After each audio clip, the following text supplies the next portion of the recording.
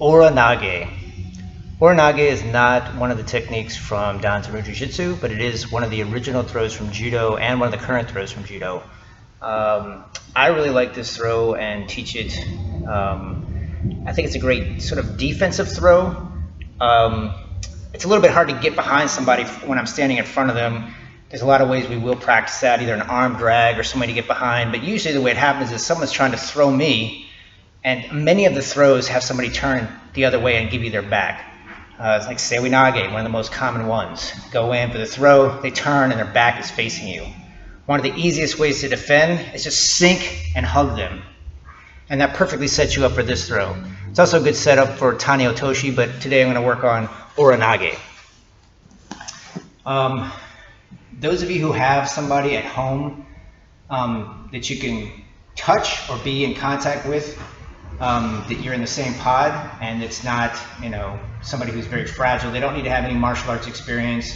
They don't need to be in any great shape, but as long as they're not have any ailments or illnesses or any weak injuries to worry about, you can practice this with somebody just to start the setup. I'm going to start it this way to show, and then we'll work our way into doing this as solo training. I'm going to use this bag to replicate a person. Here's me, or here's you and your friend at home, maybe your roommate.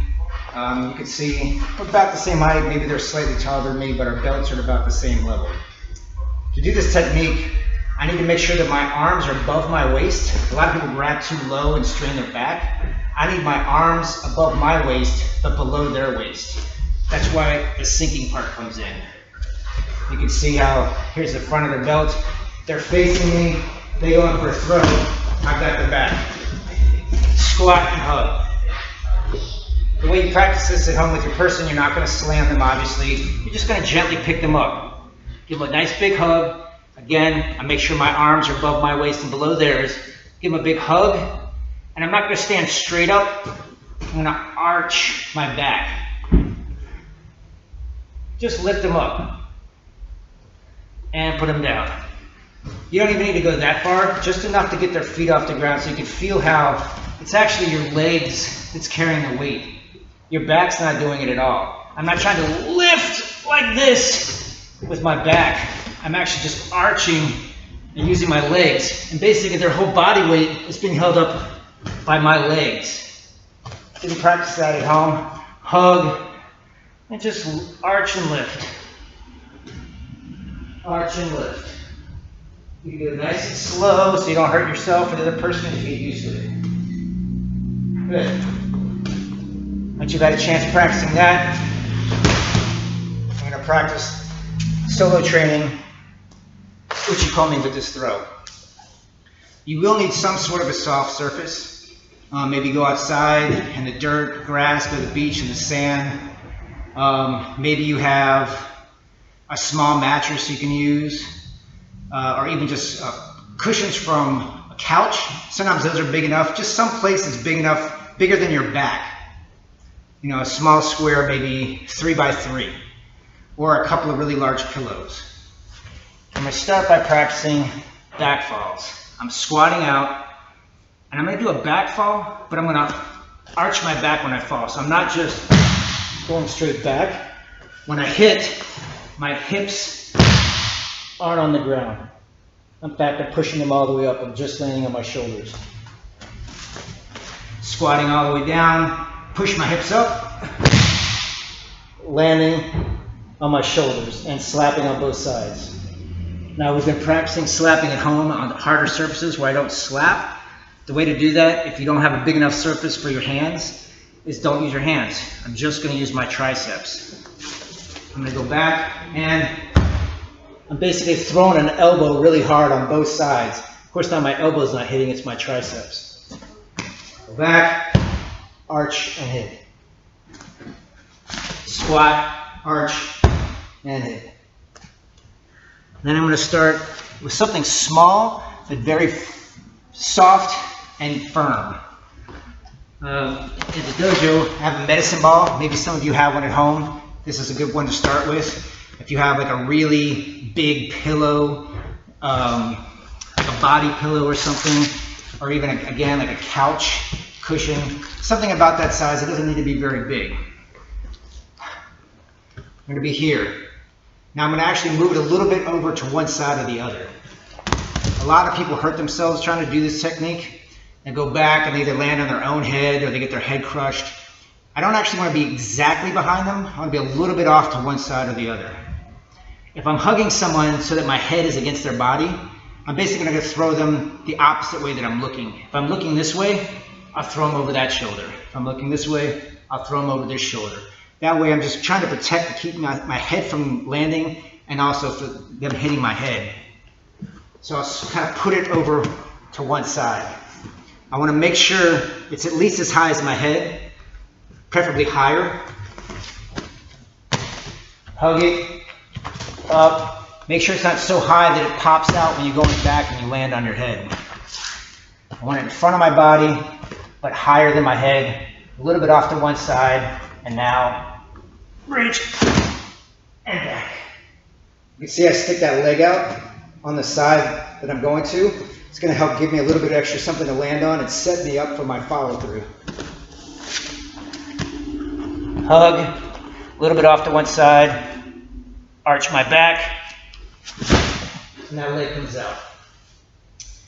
Now I'm stopping here, but really what I do is once I get to this point, my other leg, I throw it up and over to get on top of them. That's not technically part of Ura Nage, and usually if you pull this off, you get an ippon and there won't need to be a finish, but why stop there? We're not doing this just for competitive purposes, and maybe they only landed on one shoulder, or for whatever reason, you still have to continue on the ground. I'm going to go back, throw that leg over, and get on top. Arch, throw away, and on top. Again, maybe something a little bigger or a little heavier. Use the medicine ball. Again, I'm putting up here. Make sure it's not so high that it rolls off the back when you try to throw. But you want it up high enough so that your head's not higher than the ball and you land on your head. Also be careful of the collarbone because that's about where I'm going to rest the weight. Resting it sort of on top of the collarbone. My head's against it. The ball is at least as high as my head. Squeezing it nice and tight. Arch and leg. And over. I paused in between just so you can see the two parts, but it should be one nice smooth motion. I'm going to go all the way up and over and follow through this time. It's a great workout.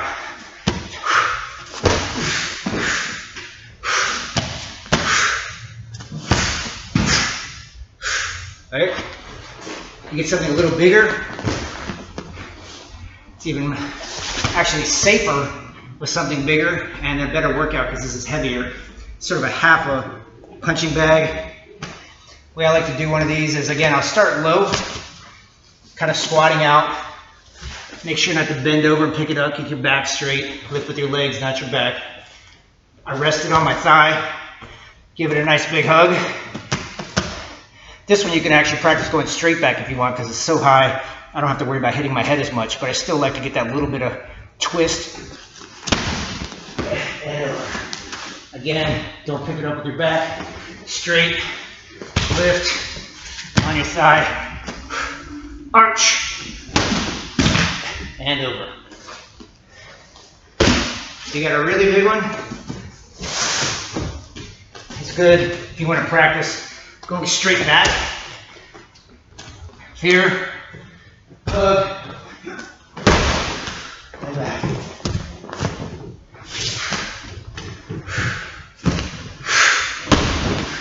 You can do it from standing. This is nice because it's actually big, but it's not very heavy.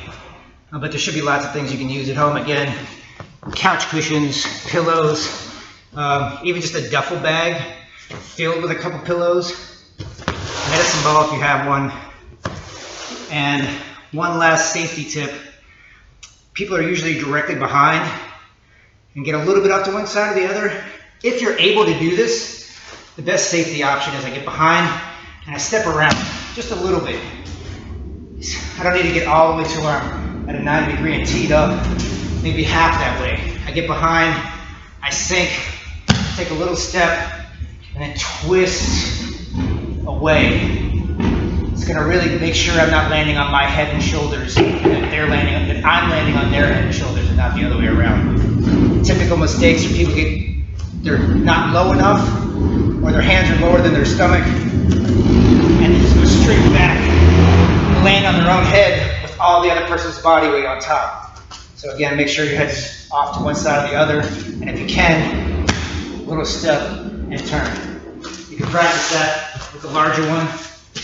Again, I get low, little step, and throw. Good luck training Ura Nage at home.